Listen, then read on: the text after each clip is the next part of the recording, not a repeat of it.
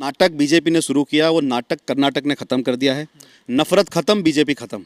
आप समझ लीजिए कर्नाटक का जो ये चुनाव का रिजल्ट आया है, ये बीजेपी के लिए एंट्री बंद हो गई है। साउथ की एंट्री पूरी तरह से बंद हो गई है। अब आप देख लीजिए कर्नाटक, तेलंगाना, आंध्र प्रदेश, केरल और तमिलनाडु तक बीजेपी को एक भी सीट नहीं मिलेगी, ये मेरा दावा है। दोनों ही नेता, चाहे सिद्धारमैया जी हो या डीके शिव कुमार जी हो, दोनों ही नेता मुख्यमंत्री बनने के लिए सक्षम है।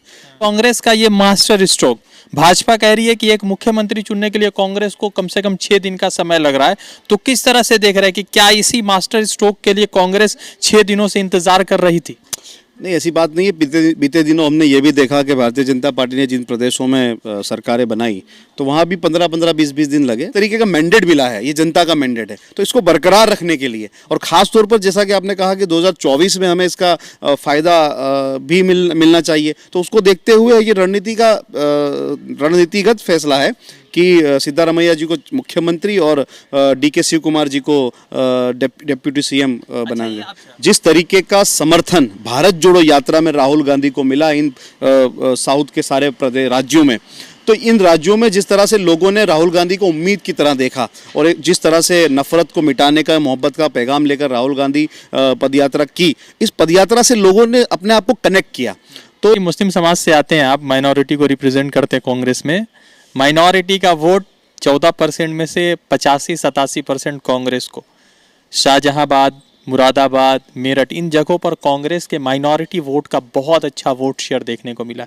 तो क्या 2024 में मुसलमान कांग्रेस की तरफ किस नज़र से देख रहा है? क्योंकि क्षेत्रीय पार्टी जैसे अगर पश्चिम बंगाल में ममता बनर्जी, उत्तर प्रदेश में अखिलेश यादव, बिहार में आएंगे तो राजद जदयू, तो क्या अब माइनॉरिटी जो है सीधी फ्रंट लाइन पे जाके कांग्रेस को वोट कर रहा है? कर्नाटक इलेक्शन के बाद जिस तरह से मुख्यमंत्री के चेहरों पर जो है लगातार चर्चा हो रही थी, तो अब मुख्यमंत्री का चेहरा क्लियर भी हो चुका है। सिद्धारमैया जो है मुख्यमंत्री बन चुके हैं और उसके बाद डीके शिव कुमार, उनको जो है उप मुख्यमंत्री का पोस्ट दिया गया। कांग्रेस ने बहुत बड़ा एक मास्टर स्ट्रोक खेला है, क्योंकि सिद्धारमैया पूरे कर्नाटक के कह सकते हैं कि बैकवर्ड क्लास के बहुत बड़े लीडर है। तो दूसरी तरफ डीके शिव कुमार जो वोकल लीगा समाज से आते हैं, जो कहीं ना कहीं कर्नाटक के 2024 के लिए एक बड़ा फैक्टर साबित होंगे। 28 सीटें हैं लोकसभा में कर्नाटक की, जहां पर भाजपा के पास 25, जेडीएस के पास 1, कांग्रेस के पास 1 और उसके बाद 1 इंडिपेंडेंट है। तो एक मास्टर स्ट्रोक से 2024 के लिए राहुल गांधी या कह सकते हैं कांग्रेस का रास्ता भी क्लियर हो गया है। तो दोनों तरफ जो नाराजगी थी वो भी खत्म होगी। शाहनवाज जी थे हैं साथ में है, भारत जोड़ो यात्रा में राहुल जी के साथ भी चले और कर्नाटक के पूरे इलेक्शन के दिनों में कर्नाटक में कांग्रेस की तरफ से रहे। शाहनवाज भाई, कांग्रेस का ये मास्टर स्ट्रोक, भाजपा कह रही है कि एक मुख्यमंत्री चुनने के लिए कांग्रेस को कम से कम 6 दिन का समय लग रहा है। तो किस तरह से देख रहे हैं कि क्या इसी मास्टर स्ट्रोक के लिए कांग्रेस 6 दिनों से इंतजार कर रही थी? नहीं, ऐसी बात नहीं है। बीते दिनों हमने ये भी देखा कि भारतीय जनता पार्टी ने जिन प्रदेशों में सरकारें बनाई, तो वहाँ भी 15-15, 20-20 दिन लगे। तो ये पार्टी का इंटरनल मैटर है। सभी विधायकों से बात करनी होती है, लीडरशिप से बात करनी होती है, हाईकमांड से बात करनी होती है, स्टेट के लीडर्स को विश्वास में ले जाता है और डेमोक्रेटिक सेटअप है और लोकतंत्र में मानने वाली पार्टी है कांग्रेस पार्टी। तो सबसे राय मशवरा करके निर्णय लिया जाता है। दोनों ही नेता, चाहे सिद्धारमैया जी हो या डीके शिव कुमार जी हो, दोनों ही नेता मुख्यमंत्री बनने के लिए सक्षम है। जैसा कि भारत जोड़ो का आपने जिक्र किया, भारत जोड़ो यात्रा लगभग 550 किलोमीटर कर्नाटक में रही। तो उस दौरान ही हमने देखा कि जिस तरीके से as a PCC chief DK Shivakumar का जो मैनेजमेंट था और लोकप्रियता सिद्धारमैया की जो हमने देखने को मिली लोगों के बीच में, तो दोनों का जो समन्वय था, दोनों ने मिलकर एक होकर के ये चुनाव पूरा लीड किया और हाईकमांड के दिशा निर्देश के और लोगों के आशीर्वाद से हम लोग सरकार बनाने में सफल हुए। और जिस तरीके का मैंडेट मिला है, ये जनता का मैंडेट है, तो इसको बरकरार रखने के लिए और ख़ास तौर पर जैसा कि आपने कहा कि 2024 में हमें इसका फ़ायदा भी मिलना चाहिए, तो उसको देखते हुए ये रणनीतिगत फैसला है कि सिद्धारमैया जी को मुख्यमंत्री और डीके शिव कुमार जी को डेप्यूटी सीएम बनाएंगे। अभी 28 लोकसभा सीटें हैं कांग्रेस में, 25 पे भाजपा है, 1 पे कांग्रेस है, 1 पे जो है जेडीएस है और 1 इंडिपेंडेंट है। तो क्या इसको पूरा फोकस रखा गया है कि क्या 28 में से 20 सीटें का डीके शिव कुमार लगातार आकलन कर रहे हैं कि हम 20 सीटें लोकसभा में दे रहे हैं? तो क्या इसी को दिमाग में, जहन में रख के कांग्रेस के आला कमान ने यह फैसला लिया? देखिए, जो नाटक बीजेपी ने शुरू किया, वो नाटक कर्नाटक ने ख़त्म कर दिया है। नफरत ख़त्म, बीजेपी ख़त्म। आप समझ लीजिए कर्नाटक का जो ये चुनाव का रिजल्ट आया है, ये बीजेपी के लिए एंट्री बंद हो गई है। साउथ की एंट्री पूरी तरह से बंद हो गई है। अब आप देख लीजिए कर्नाटक, तेलंगाना, आंध्र प्रदेश, केरल और तमिलनाडु तक बीजेपी को एक भी सीट नहीं मिलेगी, ये मेरा दावा है। जिस तरीके का समर्थन भारत जोड़ो यात्रा में राहुल गांधी को मिला इन साउथ के सारे प्रदेश राज्यों में, तो इन राज्यों में जिस तरह से लोगों ने राहुल गांधी को उम्मीद की तरह देखा और जिस तरह से नफरत को मिटाने का, मोहब्बत का पैगाम लेकर राहुल गांधी पदयात्रा की, इस पदयात्रा से लोगों ने अपने आप को कनेक्ट किया। तो और जो कर्नाटक का रिजल्ट आया है, इसको देखते हुए ये लगता है कि पूरे साउथ में, पूरे दक्षिण में एक भी सीट भारतीय जनता पार्टी को नहीं अच्छा, मिलेगी। आप कर्नाटका में थे तो ये बताइए कि क्या ऐसा तो नहीं कि विद्रोह हो जाएगा, क्योंकि डीके शिव कुमार भी तकरीबन 60-65 विधायकों का समर्थन उनके पास है, तो ऐसा तो नहीं कि फिर ये सिचुएशन महाराष्ट्र वाला हो जाए, जैसे शिवसेना 2 खेमों में बट गई, आपका जो है मध्य प्रदेश 2 खेमों में बट गया, तो क्या कर्नाटका में भी ये डर और आशंका दिख रही है आपको? देखिए, ये बार बार नहीं हो सकता। आप देखिए, इसके पहले भी कर्नाटक में जनता ने तो बीजेपी को मैंडेट नहीं दिया था, मैंडेट तो कांग्रेस को ही मिला था। सरकार तोड़कर उन्होंने सरकार बनाई है। अब वोटर भी देख रहा है, मतदार भी ये देख रहा है कि कौन विधायक इस तरीके से पैसे से बिक रहा है। देखिए, मध्य प्रदेश में कांग्रेस की सरकार थी, इन्होंने तोड़ी। महाराष्ट्र में कांग्रेस की सरकार थी, इन्होंने तोड़ के सरकार बनाई। तो जिस तरीके से लूट और चोरी करके सरकारें बनाने का जो ट्रेंड चला है, और ये वोटर भी देख रहा है। अब बार बार इस तरीके से जो विधायक अगर बिक जाएगा और इस तरह से सरकारें तोड़ी जाएगी, तो जनता का विश्वास उठ जाएगा लोकतंत्र पर। जिस तरीके से दोनों नेता ने बड़प्पन दिखा करके, हाईकमांड ने उनको मनाया, बात हुई, सबसे डिस्कशन हुए, सब मुद्दों पे बात हुई। जिस जिस कम्युनिटी ने हमारा साथ दिया है, उस कम्युनिटी को कैसे रिप्रेजेंटेशन दिया जाए, कैसे जो हमारे 5 वादे हैं, जो हमारी जो गारंटी है, उसको कैसे इंप्लीमेंट किया जाए, ये सारे ब्लूप्रिंट के साथ डिस्कशन चला और उसको कैसे अमली जामा पहनाया जाए, किसकी क्या भूमिका रहेगी, ये सब कुछ तय कर आज जो निर्णय हुआ है कि सिद्धारमैया जी मुख्यमंत्री रहेंगे और उप मुख्यमंत्री डीके शिव कुमार जी रहेंगे। मुझे नहीं लगता कि किसी तरह का कोई भी मतभेद अब रहा है। दोनों ने अपनी मर्जी से, अपनी इच्छा से सारी चीज़ें तय की है। मैं समझता हूँ कैबिनेट में भी बहुत महत्वपूर्ण पोर्टफोलियो का अच्छे से जिस समाज ने, जिस कम्युनिटी ने साथ दिया है, एक सामाजिक न्याय के तौर पर इसको देखा जाता है। खड़गे जी के नेतृत्व में, राहुल गांधी जी के नेतृत्व में जिस तरीके से कर्नाटक की जनता ने आशीर्वाद दिया है, इसको हम पूरी तरह से हमारी जो 5 गारंटी है उसको पूरा करने का प्रयास करेंगे। मैकेनिज्म कर रहे हैं आप जेपी जी की तरह, जो जेपी आंदोलन चला था, कास्ट मैकेनिज्म बिहार उत्तर प्रदेश में चलता था कि जिसकी समाज में जितनी भागीदारी उसको हम उतना वोट देंगे, तो आप लोग ये करने जा रहे हैं। तो सामाजिक न्याय की बात है कि जो समाज के विभिन्न वर्ग हैं, जातियां हैं, समुदाय हैं, उनके लोग, उनके लीडर्स को रिप्रेजेंटेशन दिया जाए पार्टी में, सरकार में, और उन समाज के विभिन्न मुद्दों पे काम किया जाए। तो सभी समाज का, जिस तरह से कर्नाटक में सभी कम्युनिटी ने वोट किया है, बार बार हिंदुत्व की बात करने वाली भारतीय जनता पार्टी को यह मानना पड़ेगा कि ये चुनाव हिंदुओं ने हराया है।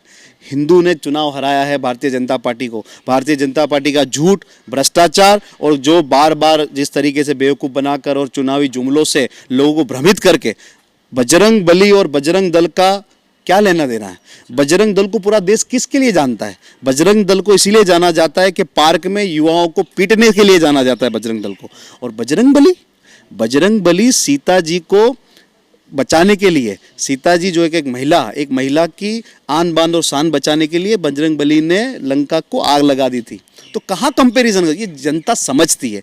कर्नाटक के हिंदू ने इसको समझा, कर्नाटक के हिंदू ने हराया है भारतीय जनता पार्टी को। इसमें से कितना 25? क्योंकि 2018 में आपकी सरकार बनी थी, उसके बावजूद भी आप एक ही पर सिमट गए थे लोकसभा में, तो 28 में से कितनी सीटें 2024 में? सारी की सारी सीटें हम जीतेंगे। मैं कह रहा हूं ना कि साउथ में एक भी सीट भारतीय जनता पार्टी को नहीं मिलेगी।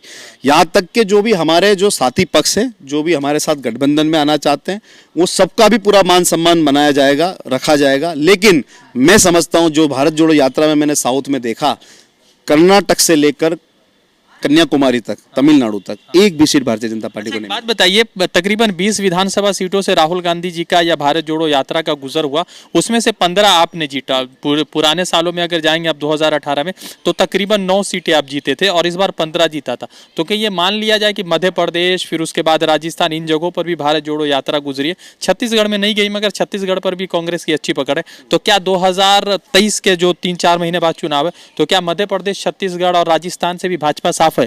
देखिए, देश की राजनीति का पूरी तरह से नैरेटिव चेंज कर दिया भारत जोड़ो यात्रा ने। पूरी दुनिया में इतनी बड़ी यात्रा कहीं नहीं हुई। किसी राजनेता ने 4000 किलोमीटर पद यात्रा, लगभग 150 दिन जनता के बीच में निकाले हो और 14 राज्यों से यात्रा गुजरी, ऐसी यात्रा कभी नहीं हुई। वो भी सोने का चमचा लेकर पैदा होने वाला राहुल गांधी के जैसा तो नहीं निकाला। नहीं, ये मैं वही कह रहा हूँ ना, ये नैरेटिव चेंज किया। आप समझिए देश की राजनीति का पूरा नैरेटिव चेंज हो गया। तो ये हिमाचल का चुनाव हम जीते, हम कर्नाटक में चुनाव जीते, तो कहीं ना कहीं देश की राजनीति का नैरेटिव बदल रहा है और लोग राहुल गांधी को एज ए प्रधानमंत्री के रूप में देखना चाहते हैं। आप बहुत सारे विधानसभा को आपने देखा, इंचार्ज बन के गए। एक सवाल है कि सीतारमैया का पॉपुलैरिटी ज्यादा था, मैंने बेल्लारी में भी देखा, चूंकि हम लोग जब सभा में मौजूद थे।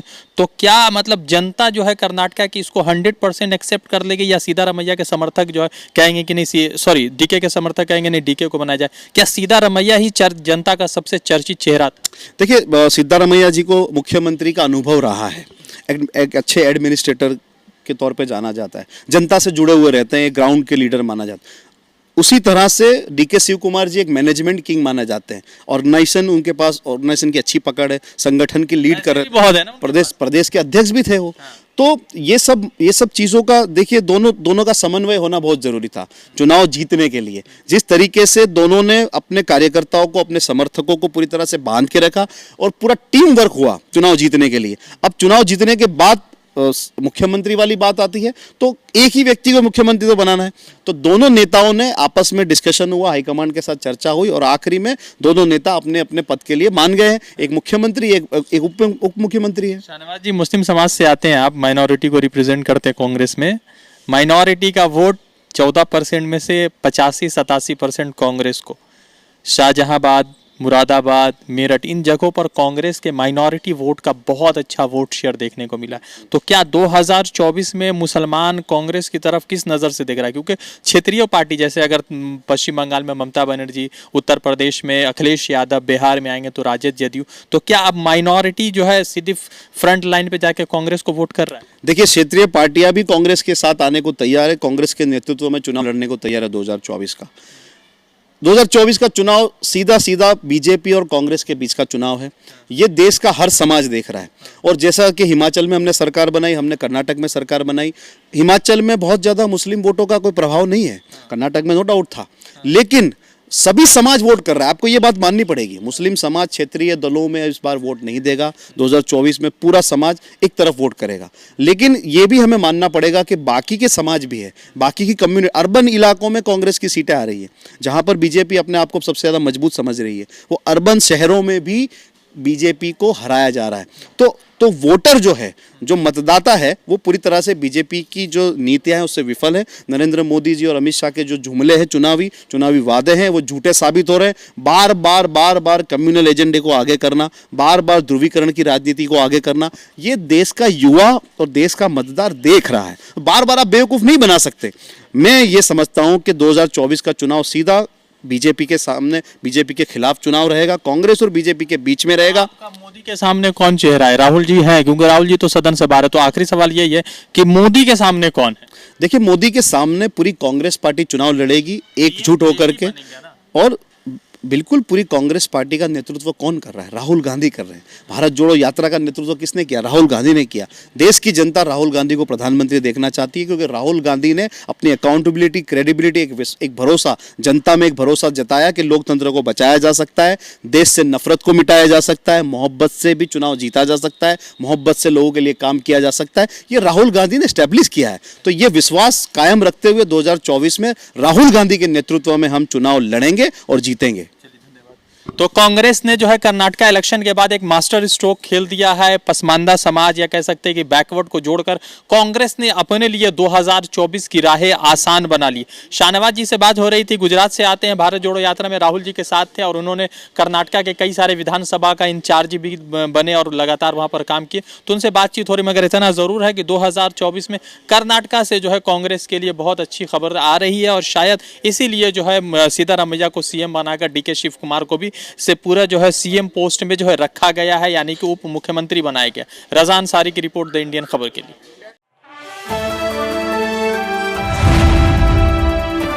द इंडियन खबर, सच आपके सामने।